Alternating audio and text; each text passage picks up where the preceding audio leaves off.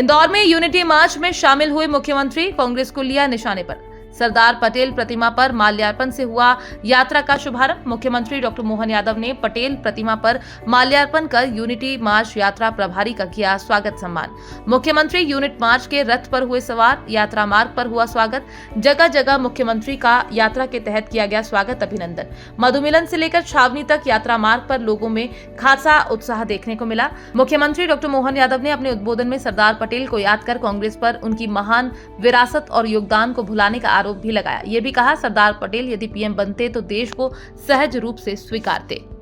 आजादी के बाद एक ऐसे विराट व्यक्तित्व को स्मरण करने के लिए मैं तो मान के चलता हूं, कांग्रेस के विषय में जब कभी बात निकलेगी तो कांग्रेस ने आजादी के पहले जिन जिन महापुरुषों ने बड़ा योगदान दिया,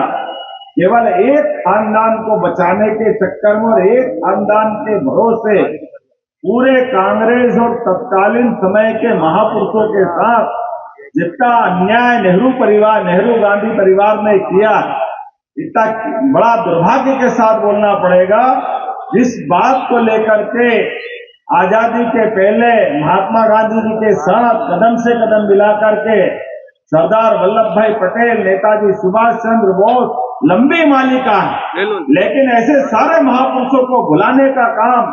अगर किसी ने किया है और योजनाबद्ध तरीके से प्लानिंग के साथ इतना बड़ा व्यक्तित्व सरदार वल्लभ भाई पटेल का,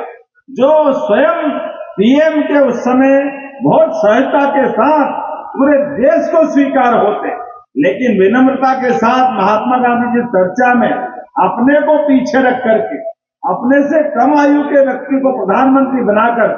भविष्य में इस देश का नेतृत्व कैसा हो, भविष्य में देश मजबूत कैसा हो, इतने प्रकार का उनने योगदान दिया और अपना खुद का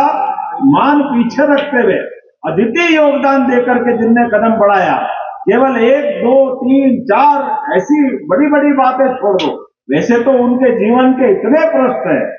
वर्तमान के समय में हमने अगर उनकी आकलन करें तो सच्चे अर्थों में कई नेता बोने हो जाएंगे, लेकिन जिनने अपनी लकीर को बड़ी करने के चक्कर में बड़ी लकीर को मिटाने का प्रयास किया, दुर्भाग्य से उसको भी स्मरण करना पड़ेगा।